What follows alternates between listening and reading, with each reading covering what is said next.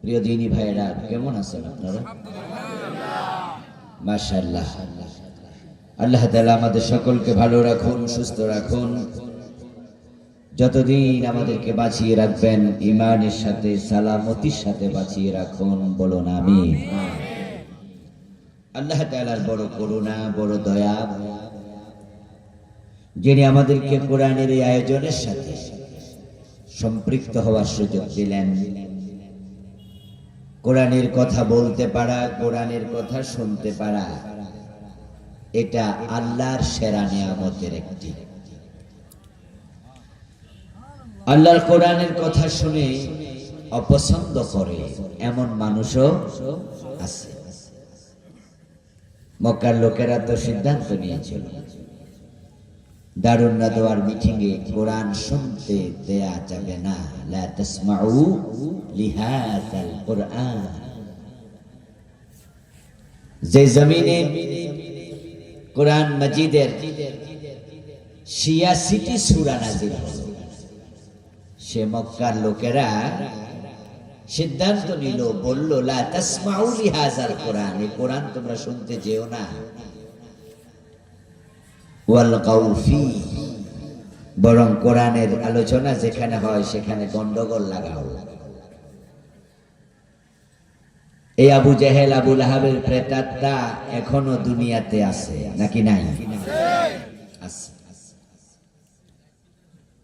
যারা কোরআনের কথা শুনতে পছন্দ করে না, কোরআনের বিরুদ্ধে লিখে, তসলিমা নাসরিন, দাউদ হায়দার, কবির চৌধুরী, থাবা বাবা রাজীব, সালমান রুশদি, আরো কত।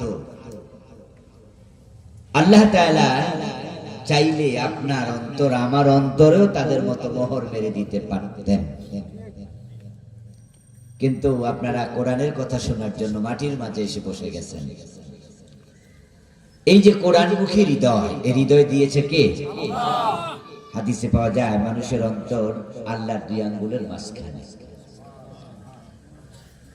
আল্লাহ যেদিকে চান ঘুরিয়ে দেন। বাংলাদেশেও তো কোরআনের মাহফিলে 144 জারি করেছে, এমন কিছু লোক এ দেশে ছিল। এই গত কয়দিন আগে, গত বছর এই সময়ও তো অনুমতি ছাড়া মাহফিল করা যেত না। এটাও কিন্তু কোরআনের আলোচনা বন্ধের ভূমিকা ছিল, পায় তারা ছিল। আল্লাহ শুকরিয়া, অগাস্টের 5 তারিখের পরে এখন কোরআনের মাহফিল করতে কারো কাছে অনুমতির জন্য যাওয়ার প্রয়োজন হয় না। কোরআনের ময়দানকে আবার উন্মুক্ত করে দিয়েছেন কে? অগাস্ট বিপ্লব যদি না হতো, আজকের এই মাহফিলও কিন্তু নেতাদের কাছে, টিওনুর কাছে, ওসির কাছে অনুমতির জন্য ধর্ণা দেয়া লাগতো। ন্যূনতম যোগাযোগ না করে নিশ্চিন্তে নির্বিঘ্নে মাহফিল করলে, মাহফিল চলাকালে মাহফিল বন্ধ করে দেয়া হতো, এমন ঘটনাও কিন্তু ঘটেছে। আর আলেম ওলামাদের কণ্ঠকে স্তব্ধ করে দেয়া হয়েছে। এটা বলা যাবে না, ওটা বলা যাবে না। মনে হয় যেন আমরা ঘর জামাই, শ্বশুর বাড়ি জামাই থাকলে জামাইয়ের যেমন শিকড় থাকে না, আমরা যেন শিকড়বিহীন এদেশের 3য় শ্রেণীর নাগরিকে পরিণত হয়েছিলাম। তারা জমিনের মালিক আর আমরা ছিলাম ভাড়াটিয়া। তাই ওদের 1 ডজন শর্ত, এগুলো মেনে ওয়াজ করতে হবে। ওদেরকে প্রধান অতিথি বানাতে হবে, ওদের নাম পোস্টারে দিতে হবে, ঠিক না? না হয় মাহফিল হবে না। এই যে আজকে যিনি অতিথি ছিলেন আমাদের রফিকুল ইসলাম ভাই, চান্দোলা সিরাত কমিটির সভাপতি, এই চান্দোলা মাহফিলটাও তো গত কয় বছর হয় নাই, ঠিক না? বরং মাহফিলে ডেট করেও মাহফিল করতে পারে না। প্যান্ডেল করার পরে প্যান্ডেল ভেঙে দেওয়া হয়েছে। আল্লাহ শুকরিয়া, এবার কিন্তু হবে ইনশাআল্লাহ, ঠিক না? এবার আর কেউ প্যান্ডেল ভাঙতে আসবে না ইনশাআল্লাহ। এখন কোরআনের ময়দান উন্মুক্ত। কারণ যারা বাধা দেবে তাদেরকে আল্লাহ দেশ ছেড়ে পালাতে বাধ্য করেছেন। ওরাই এখন বেওয়ারিশ, লাওয়ারিশ, পরিচয়হীন। এখন পরিচয় মাথা উঁচু করে দেবে এই সাহস কারো নাই, ঠিক কিনা? বরং সব ইন্দুরের গর্তে লুকাই আছে।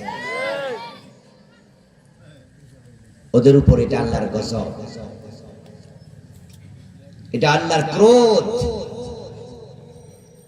কারণ 805 বছর আগে হিন্দু রাজা লক্ষণ সেন ওনার রাজ দরবারের পিছনের পথ দিয়ে পালিয়েছিল।